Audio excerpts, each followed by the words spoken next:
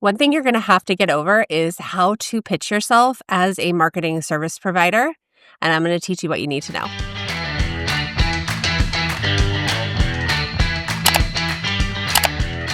Hey, welcome back to the Visibility series. I'm your host, Emily Reagan, a fellow freelancer. This series has been dedicated to you stepping out and becoming more visible. And that means getting on stages. That means getting on podcasts. That means getting into groups and being seen as an expert, because that makes people want to refer you and book you.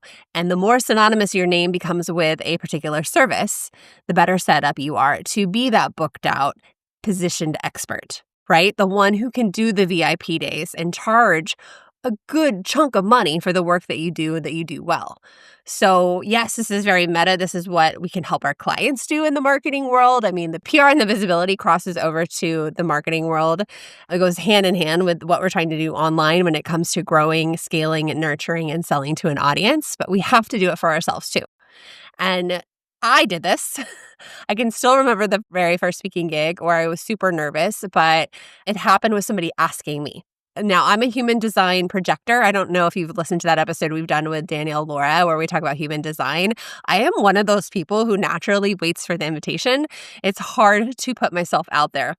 And I have found that if I just show up as me and I do it in a way that's authentic and I just make a relationship with somebody first and then say, hey, if you ever need a guest speaker, I'm your gal, that always works out well for me. But I'm also a projector where I want to be that lighthouse for people come to me, and it doesn't always happen. Sometimes we need to put a little effort in to book those first speaking gigs totally free. Like the podcast is a great place to start. Guest teaching in someone's community, great place to start as a freelancer so that you get in those positions where then people are asking you. But you have to be able to say you've done it. It's going to start with you pitching. And so that's what we'll talk about today on this episode, which is great because my background is in PR. I used to do nonprofit and government public affairs and public relations. And this comes very natural to me. I'm usually pitching other people to go do the story. I wasn't always the face of the place I worked for, right? But when you own your own business, when you're the freelancer, yes, we're the CEO and we need to spend time doing this. So starting with a goal of just booking one, booking two, making a couple pitches a month is a good way to prioritize this and keep yourself to it. And so I want to talk a little bit about what makes a great pitch. I want to talk about whether or not you should pitch yourself or have someone else do it, really how to make a strong pitch work. But first, I want to share the story of how I got invited to speak at Amy Porterfield's stage, because this is what everyone's been asking. It's a great opportunity for me to tell you that it came from developing a long-term relationship. It wasn't just an overnight thing. And I think you need to understand that the moves you make now as a freelancer set you up, your future self up 1 year, 2 year, 3 year, even 5 years from now. So the goal is to start getting those media wins. I'm going to call them that. It's media, because media begets more media. One win, it just turns into this domino effect, starts another, and people start to see you everywhere, and then that's when they start asking. So I got asked to speak in Amy Porterfield's mastermind, and everyone's like, how did that happen? How did you pitch yourself? And truth, I have pitched myself for their podcast before. I had met their podcast manager a few years ago. I never got a yes, guys. I didn't get a rejection. I got no acknowledgement. But I've continued to show up in her community inside her membership Momentum, which FYI is a great place to find client work and just be a resource for people. I'm not in there schmoozy or pitching myself, or I'll just answer people's questions. I kind of come and go. I'll have moments where I'm active and a lot of moments where I'm not, especially over the last year or two. So showing up and having my name synonymous with hiring and contracting with teammates in the marketing department has become what I have been known for, right? I show up, I answer these questions, I share resources, I drop names, all free. Yes, it takes time and effort. When my kids are like, why are you on your phone? I'm usually doing some of those engagement things inside Facebook groups that I can do on my phone that I might not do when I'm sitting down at my computer. So being active in the group. But I also made a relationship with somebody on her team 5 years ago. 5 years ago. And it was never a schmoozy, like, I just want in so I can get in with Amy. Not at that at all. And so she's just been watching me in the background. And this is a story of a fellow sister provider or another teammate referring the right person, which is exactly what we're doing inside the work group, right? We are becoming known for our service, our niche, our specialty, and then we're talking to other people to do the work to help us out. And so the goal is, hey, you need a launch assistant? Hire Susie. You need active campaign help? Get Janelle. You need graphic design? Talk to Allison. You need a sales page? Talk to Heather. You need bookkeeping? Here's Claudia. That's what's happening. I gave a lot of examples because I just started thinking of so many unicorns in our community. And that's what happens across teams too. Every day in my Voxer, in my circle, in all my masterminds, in my Facebook groups, who do you know that does this? And so when it came time to Amy presenting her mastermind, surveying them, I'm going to assume, finding out what their holes were and what they needed help with, they all need help hiring. Who's the first person they think of? I'd already taught inside her community. She'd brought me up on a Facebook Live before, very spontaneously. And I was so freaking nervous, but I talked about working with the VA. And here's the thing. Amy has a best friend who runs a VA agency who she's had on the podcast multiple times. Like, why did she come to me? Because I am known for the upper level marketing manager, project manager role that her students, her mastermind members needed. So my name showing up consistently for years when I thought no one was looking, being very clear on my message paid off. And I want you to see the longevity of that. So the people who are like switching all the time and getting bored with their message, no. Go back and listen to the last 2 episodes we had with Jen Liddy, Meg Ulaney, talking about what makes you unique. Your brand voice, staying consistent is going to win. So I got reached out to and invited to come speak, to fly me out there, put me up in a hotel and talk to her group about what the audience needed, right? It wasn't about me. And so I didn't have to pitch myself. But I want you to know I pitched myself in the past. I felt like every time I pitched it, like right after that, she was already having that episode. Well, now I can come back, and they said I'll be on their show eventually, come back and be a little bit more targeted, a little bit more specific. I'm not just talking about VAs now, I'm talking about marketing specialists, marketing managers. And so I'm in a better position because my messaging has gotten clearer than I would have been 2 years ago. I don't want to be known as VA, the VA coach. I'm the marketing manager coach. I'm the marketing assistant specialist coach. Okay, so our goal with this episode is to help you pitch yourself for podcast interviews, client opportunities, collaborations, anything visibility related, and not feel like you're some sleazy publicist, that you're just a taker, a user, that is transactional, or freezing up and feeling like you have imposter syndrome. So this is the last episode of our visibility series. If you missed any of the previous ones, go back to the beginning. We talk a lot about speaking, podcasts, guesting, all good stuff when it comes to who you are as a freelancer. And sometimes, these topics are very meta, like I said, because you turn around and we do this with our clients. If you wanted to pitch for your clients, I know someone who does 25 pitches a month and charges people $2,500. I have a CMO client I'm working with, and I have strategically pitched him to niche podcasts and gotten on ahead of our launch. And it makes me look really good, right? To be able to think, like, how can we get in front of his audience? Now you, depending on what phase you're in, maybe you've done this before. Maybe you've gotten a win under your belt, and now it's time to be a little bit more proactive about it. But first, let's talk about the fear. I'm new. I'm behind the scenes. I'm not ready. I had all of those thoughts. I even had those thoughts going into Amy's talk. Why would she pick me? I mean, there's Adrienne Dorson, there's Stacy Tuschel. There's so many people who talk about hiring teams, right? But they're all at this level. They're not talking about that topic she really wanted. And so here's how I reframed it and how I want you to. And I had to keep telling myself, it wasn't just like I tell myself once and I'm fine. I've seen what works from the inside. I'm in a privileged place of working with clients, talking with freelancers, and talking to my friends and knowing what everybody gets wrong. You have done the same. You are inside the services and the businesses. You are seeing what gets results, what doesn't work. You're solving real problems. You are in the prime spot to speak on something very tactical and technical. You don't need to write some fluffy talk on why you need to charge more or why you should believe in yourself. Like, you can skip all of that because you are the service provider who has the experience. And the cool thing is, to talk on a niche topic, you don't need a big following. Right? You have a strong point of view and a relevant story already. So really lead from the lens of I'm a practitioner, I'm in the trenches, instead of saying I'm just getting started, especially if you carry previous experience to the table. Like I bring my PR experience. Granted, it wasn't corporate, but I've had legit PR communication director experience. So I'm not just getting started. I'm bringing that to the table and I have this new lens of the online space.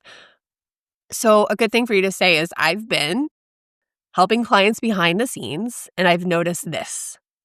Do you have any ahas coming to your brain? I've been helping clients behind the scenes and I'm noticing this. It's a great place to start and already positions you as a trusted voice. And again, going back to Jen and Megan's episodes, that will help you even more. How do I stand out? How am I different? What do I believe in? What do I stand for? Okay, so let's go into what makes a great pitch. Cut and paste pitches are dead. They're out. We skip over them. We don't open them. Anything that starts with hope you are well, or I listened to your episode, copy paste in a different type font, slightly smaller. You can tell when it's copied and pasted. When they use a formal whole title of your podcast, you can tell when someone hasn't listened. Insert podcast title here, insert episode here. So what makes a great pitch, something you can already do well as a marketer, is personalization, relevance, and showing who you are, right? You being you is your number one asset. So going into a pitch, the best thing you can do is research, listen to the episode, listen to episodes that are related to what you're going to talk about, be able to reference those, listen to the recent episodes to see what's new, what's happening. Go listen to the trailer. That's something I always do too. I have a hack. If this podcast is on YouTube, this is what I did with my client. I use that ChatGPT summarizing tool. If you DM me, I'll just send it to you. I love this tool because it just gives me the quick summary. It gives me the transcript, and I can easily go in and use that with ChatGPT to write a quick pitch once you have a template.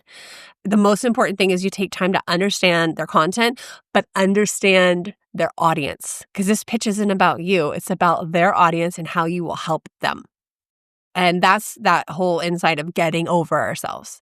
The easiest way to stand out in that pitch is to explain what the listeners, what the viewers, what the students, what the members will gain from listening to you and hearing you. I have had a lot of bad pitches. I try to save them, giggle over them. They're usually bros. They're usually promoting a book. I can tell when it's going to feel like a one-night stand, a transactional thing, especially if they say like, I just discovered your show. And it's like, I know you discovered it because you were researching for your client, for yourself. And so for me, just like it was with Amy's community, it is a long-term game. There's people who reach out to me. Actually, I love a DM pitch. I love when people are lazy about it. I actually pitched somebody and she said, I don't do podcasts anymore, but your pitch was so awesome because I made fun of myself for being lazy. She's like, it's a yes. Now I can't get her to book. When she finally books and does an episode with me, I'll let you know. I'll be really excited. But she's like, yeah, your pitch stood out because it didn't follow this copy-paste format, right? Now, some of those pitches weren't good for formal, like news editors, some of those templates. I mean, you can have ChatGPT help you. But I think if you can go in with the insight of this episode of like what we're looking for, it'll just help you. And I hope it makes you feel like, yes, I can do this. Okay, one of the questions I get a lot, and this is very reflective of our services, should I pitch myself or have someone else do it? I don't even listen to third-party pitches. I am not interested unless it's somebody super high level, super well-known. Then I understand. But if you can't take the time to talk to me as a podcast host, I don't want you on my show. So if you are writing pitches for your clients, send it through their email, their name, queue them up, have them send it. I think the third-party pitching is out. Sorry, my friends who do that. Sometimes team whatever could work, but when I see anything coming from a publicist agency, I'm not interested. That's not how I roll. The best insight here is even if someone helps you write it, you send it. You write it for your client sends it. Authenticity matters the most, and especially as a freelancer, we don't want to act too high and mighty for our britches here. Again, there are some exceptions with very high-level people. So you can lean heavy into your results, what you're seeing, your niche, your unique observation. And you can even say, I know I'm not a household name, but I'm seeing this. I know it will help your audience. And it just kind of builds that humility and that credibility at the same time. There's nothing wrong with that. So I come from a journalism background. I've done a whole teaching about a pitch and, the news elements that make a pitch good. So news editors are looking for content. Like, they're drowning and they're always thinking ahead. They need good content. So everything we talk about also can be for an online publication, your local media. It's a great place to get some first media wins, especially if your client has a book coming out in a year. Do some of those local things now because you're prepping for the future. You're getting the training, you're getting the reps in now, you're building comfort, familiarity, so that, I don't know, if the Today Show called, they'd be ready, right? Like, that's kind of the game. It's a long-term game here. This isn't like a quick in and out game.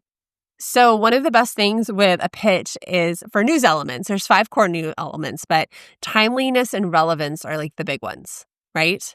And again, ties back to the audience, why they should care. So you want to tie your pitch into what their audience is interested in, what they need, how they're in pain. And so the newsworthy elements of human interest, controversy, like those all work too. Physicality, like something close. Like if I was pitching myself for Richmond, I would need to tie it into why people in Richmond need to hear this. It'll be an easier yes from an editor because it's locality. And you can use storytelling, testimonials, any kind of client results to show your point here, right? And data is really good. I've written some pitches for people who are like, 12% of the population has this undiagnosed, or such a bad example. I'm so bad with examples on the fly. But like, if you can lean into data, or you can do something called newsjacking, where it's like it's already in the news cycle right now. Let's piggyback off it and add to it. Now, for podcasts, you have to watch out because a lot of podcast hosts work ahead of time. They have a plan. Like, my podcasts are booked out through September, and I have a plan, and I'm not really accepting pitches, but I'll file them away for later. And so, like I said, this is an overnight thing. Like, do the pitches now so that when people come back, maybe it's January, they start booking again. Like, you are in there as a story idea. So it might not always be a complete no. It might not be a yes right now, but it really legit could be something we want to do later because people are busy. We're tapped out. We have other things, and podcasts aren't always well monetized for a lot of us little guys. Like, it's top of funnel for me. I'm not making money. You don't hear ad networks on here. You don't hear a lot of sponsors on here. But I tell you, oh my gosh, it's so interesting when I start sharing that my podcast is in the top 1%, like the sharks come out. Suddenly everyone's interested in me and wants to pitch me. And like, I'm hyper aware of that. Like, I know that. I see that. I just feel like I'm a vehicle for them instead of helping me. So how can you make it newsworthy? You have to tie your pitch into something bigger, something relevant. And you can use examples from recent marketing shifts. You can talk about meta changes, launch trends, like especially if it's like new. Podcast hosts will be excited to talk about. We don't want to just have the same guest talking about the same thing. It just feels like it's like the same old, same old. It's like the same person just getting passed around. I don't want that. I want my place to be somewhere like new and forward thinking. Okay, so the anatomy of a strong pitch, which FYI, inside the work group, we have a training on this. We have trainings on speaker bios, speaker sheets, pitching, all of that, and podcast guesting. And you take that template and run with it. Sometimes it just helps us like move from paragraph to paragraph. What you don't want to do is make it really long and impersonal. You need to stand out. And even the subject line needs to stand out because just seeing something that's like podcast guest idea, no, I'm not interested. But that actually might work for an editor, like a story idea, like they might open that. But as a podcast host, I'm not going to open that because I feel like I'm going to get a really lame pitch. Okay, so personalized intro. Why their show? Show that you have listened. Show that you're a fan. Don't lay it on too thick, but be yourself. Then we get into really like who you are. I've worked with 100 clients. I've worked with these type of clients. Like, I have a background in this. I've written this book. I've had this many students. I've made this much in sales. I just set up a revolutionary new system. I have a method. All of that really works. And then you go into your topics. And you want to give like a couple examples, like not just one. I find it better if you can say, like, I know you covered this in a previous episode, but I'd love to expand on that and go deeper into this area if you think that would help your audience. But I'm also open to talking about this, this, and this. And tie it into why now. And then, of course, at the end, you want to just let me know if this is a great idea. Either way, happy to make a connection with you. I like a soft pitch, not a hard pitch. When can we book? That's a hard, shitty pitch. That's a hard sale. No, that turns me off. You can always say hey, here's why I think this would really resonate with your audience. And you can always have a couple bullet points too of some value there. So if you're in the work group, go look at the pitch template we have over there. You can use ChatGPT to zhuzh it up. You don't have to have all of that in there. Sometimes the shorter, the better, but don't make it too long. Don't make it dry. Make sure it's formatted to skim, because we all are going to skim first, just like a landing page, and then we're going to go back and read the finer details. Here's where the magic happens, the follow-up. 80% of people don't bother to follow up. Only 20% do. And that's why they say the fortune's in the follow-up, right? Or is it fortune favors the bold? I am so bad with those sayings. But you have to follow up. Hey, just bumping this to the top of your inbox. I still love your show. I know things get busy.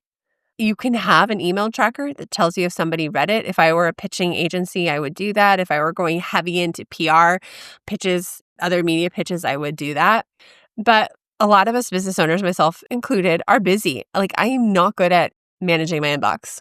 It's like burning fire, burning fire, burning fire. Get to that later. So treat that follow-up like a service, because you're helping them find a great expert, a great topic, and you're not begging for attention. You're just reminding them. And it's not a no until they say it's a no. And so I encourage you to think about, what could I talk about? What have I experienced in this online space? What am I seeing with my services? And turn that into a pitch. I would love for you to carve out 15 minutes and write down some areas you could talk on. One of my first speaking gigs, and you're welcome to steal this. Well, I think I told you the first one. I walked through Google Analytics. I'm here's 4 stats you need to be able to find in your analytics. And it was great because it applied to everyone. Everyone was a creative. Nobody was techie. They needed to know this stuff for marketing. Very tactical. I way over prepared. I was so sweaty about that. And that audience... This is a marketing podcast. I can share this with you. They were kind of dumb. I didn't need to get all that hot and bothered. My second big speaking gig was 5 things I did to help my client make money. Basically, that was when the topic of revenue streams and ways to monetize was really hot. And I just did it from the angle of me, of what I've seen. First, we did this, then we did this, then we did that. So if you've had a big client result, what are the steps that you did to get there? And you can do it without sharing with the client. Now, that first speaking gig, the client actually invited me because everyone was asking her. And she wanted to help them, but she didn't want to teach it. And that's kind of exactly what happened with Amy. Everyone's asking her, who do I teach? Who are the roles? What do I look for? And Amy said, you know who's a better person for this? Emily. And she did that a couple years ago when she did that Facebook Live and brought me in. You know who's a better person to talk about this? Emily. That's the goal for you. What do you want to talk about? I've done tops 5 things to set your launch up for success. I mean, it wasn't that lame, but it was something similar. 5 things you can hand off to your teammate during a launch. Think about what you're doing and where you're seeing success. And don't forget to follow up. As scared as you are, it's just like applying for a job. You got to follow up, right? It shows that you want it, that you actually care. So you have stories to tell. You've got data. You've got the inside track. And now it's taking the time. I think this is where we all suffer the most, to think through it. And then where could you start? So if you are a VA who helps with a lot of courses, go look for those business coaches who are teaching courses. There's a lot of good podcasts. Go look at my press page, look at the shows I've been on, and pitch yourself for some of those, because they have guests. They're looking for that type of tactical content. We need to call that a word. It's not newsjacking, but it's guest jacking. I do this a lot. This is my secret trick. Go look at the press page, the speaking page, and write down those podcasts, do your stalking, pick 3 that you could be on. And I love to start with baby podcasts. They don't need a lot of reviews. You want one that has had more than 10 episodes. Most people, I think, fade out at 9 episodes. Make sure the podcast is still running. A lot of people are quitting podcasts right now. And be intentional about that. Work your way up to Entrepreneur on Fire or whatever. That's not going to start right away. With my client, I started with very niche podcasts. I knew they would be a yes. I just had to nail the topic. And so the pitch was about that. You have not had somebody talking about that. You just had this guy explaining this. this client can come on and talk about this further. And that worked. It was so easy. It was so low key. And I love the DM pitches. I love that. Hey, you need somebody to do this? Like, oh my gosh, that just makes it so much easier on me and like less awkward. But I'm also that projector, right? Showing up and pitching is how you stop being just the person behind the scenes. This is how you start owning your expert lane. So if you like this show, make sure you hit subscribe. I have more good ones coming. I know the visibility series is ending, but there's more good episodes. I encourage you to write one pitch for yourself, even if you don't know who it's going to go to, just based on your expertise, based on what you did last month, based on what you've done this year, and then write a list of potential podcasts. I think that's the best place to start. And, if that feels like too much, you could do a guest blog if you want to go down the SEO route. I do have Laura Jawad coming on the show to talk about SEO and what you need to be doing as a service provider later in the summer. So you could steal that and like pitch yourself to guest blog if that feels hard. And honestly, talking to your current clients is a great place to start because you already have that trust, right? You don't grow if you don't ask. And this is just how you get started. Thank you for tuning in. I'd love for you to DM me and tell me your takeaway. Report back to me once you've written the pitch, and I'm going to be your cheerleader. And if you're not already in the Digital Marketers Workgroup, we're taking applications. I would love to have you there. This is where you find the top tier clients. This is where you get pushed to do new things like podcast guesting. All right, I'll see you next time.